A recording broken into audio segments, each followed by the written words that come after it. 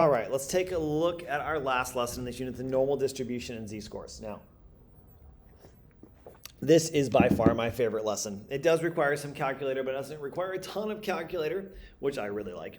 But it also helps me understand how things are distributed, how things are separated, kind of how to, almost to an extent, where things fall and where things rank in so many different ideas. So what you see is a bell curve, and we're going to talk about z-scores. Z-score tells you your exact position on a bell curve, where you are. So first things first, our goal is to draw, label a standard bell curve using the standard deviation, and then find an approximate z-score for a data point. So first thing we got to figure out, what is a normal distribution? So a normal distribution is a bell curve. Simply a bell curve, just like you see, and this is what you're writing down, a bell curve that shows how a data is distributed from the mean. And it has this exact same set, which is really cool because it lets me see how far my standard deviations fall from the mean. Okay? So that's what a normal distribution is. If we take a look at that, there's some really neat data. It tells us that that pink section is one standard deviation from the mean, above or below. Mean is that little, looks like a funky shaped U. That 68% of the people, or 68% of our data, should fall in that biggest section. All right, the next section over, 68, and then we've got 27 here. So 95% of my data should fall between two standard deviations from the mean. And then all the way out here, 99% of my data should fall within 3 standard deviations. And these little tiny yellow pieces, these are considered, this is where your outliers are going to live. How far apart? These are the numbers that are truly exceptional on one side or truly low on the other side. Really high or really low. Exceptional in both cases, just depending on what you're looking for as high or low data. So that tells me most people should be within 3 standard deviations of the mean. Most scores, most data points for a normally distributed data. Okay?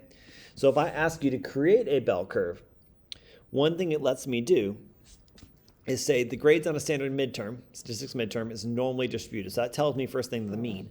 That means the mean is right here in the middle.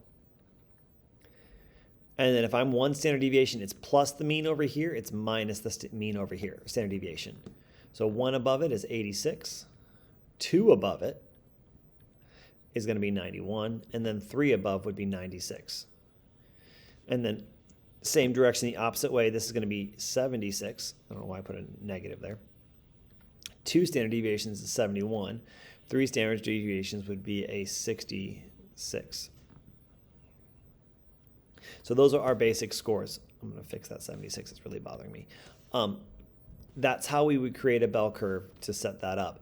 That we'd say that's the information. So what that lets me do is go, okay, if I'm looking at this bell curve, here's that same bell curve. I've got the information typed in this time. How much data falls between 76 and 86? Well, if we look back at our previous chart, that's 68% of our data. That means a lot of data falls there. Most kids, almost 7 out of every 10 scores should be between 76 and 86. The data falls between 71 up here and 91. 95% of all students would have scored in that range. What data falls between 81 and 91? Well, looking at your chart, that's 34 plus 13.5.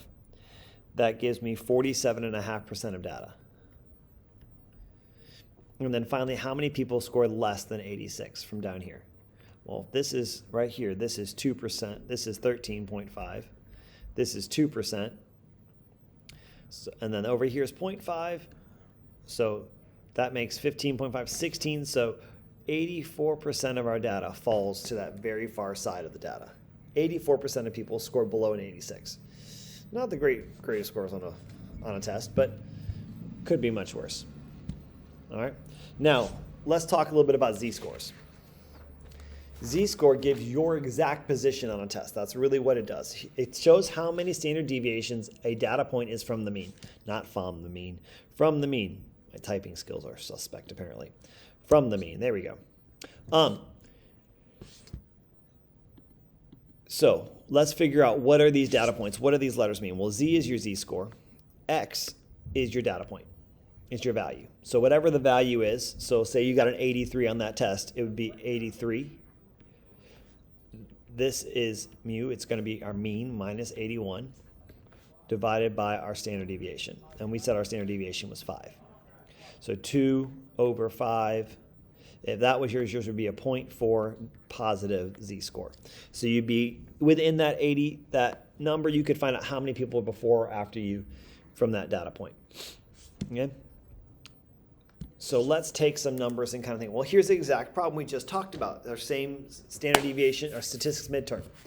So again, to set that up, you've got your data point, 65 minus the mean divided by your standard deviation.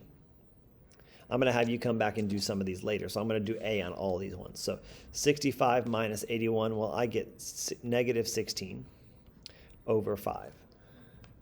So I'm just double checking. I don't want to make a little calculation mistake. I didn't. All right.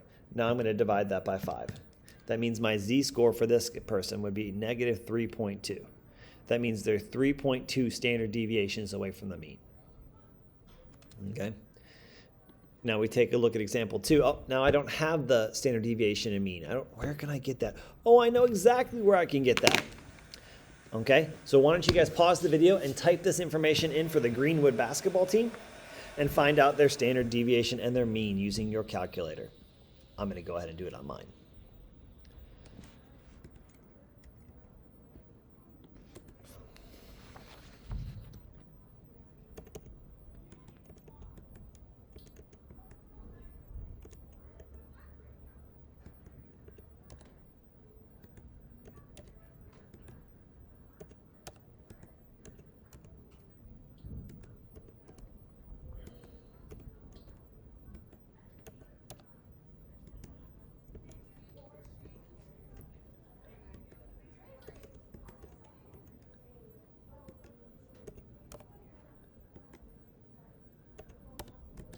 All right, let me make sure I've got the right amount of numbers. 1, 2, 3.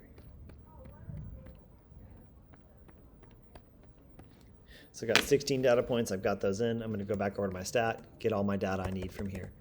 All right, so if I'm looking at this, I've got 2 pieces of data I need, okay? I've got my mean, which is 71.63, and I'm going to round to the nearest 10th, or nearest 100th, and a standard deviation of 3.1. Okay, so now that I've got my data, I'm going to come over here and do B again. I'm going to do 66 minus 71.63 divided by 3.1.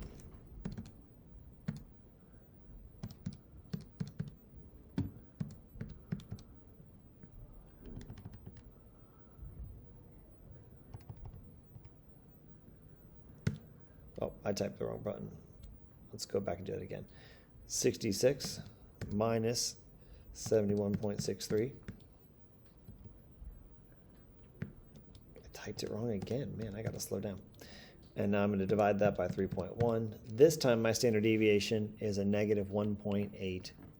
And it says 1.816, so I'm going to say 1.82.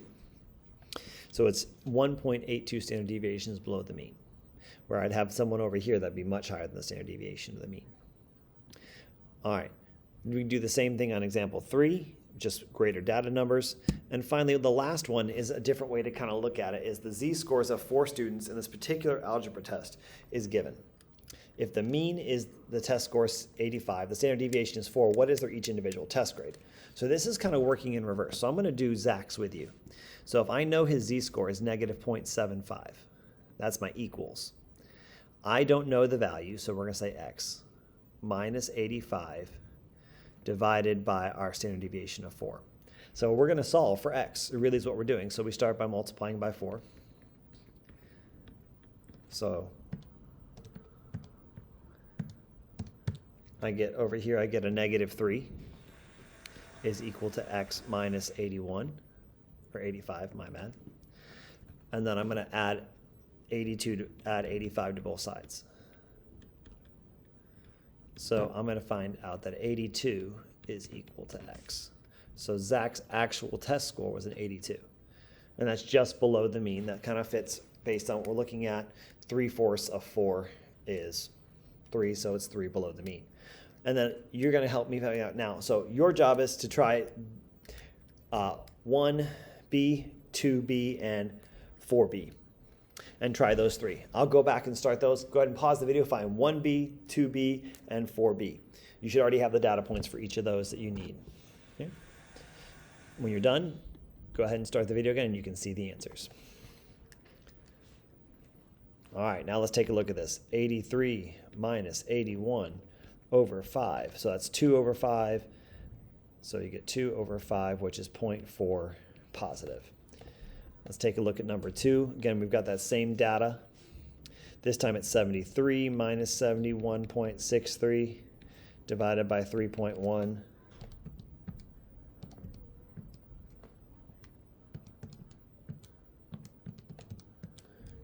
This one's 0.44. It's above, so it's positive. And then we come over here and look at this next one. And we say, okay, we put the same information in. We say 3 is equal to x minus 85 over 4. Multiply both sides by 4. I get 12 equals x minus 85. We add 85 to both sides. We find out that this Taylor score was a 97. 3 standard deviations above the mean. Okay? All right, you've got this down. You got homework tonight. If you have any questions, feel free, please reach out and talk to me, and I'd be happy to help. All right, have a great night.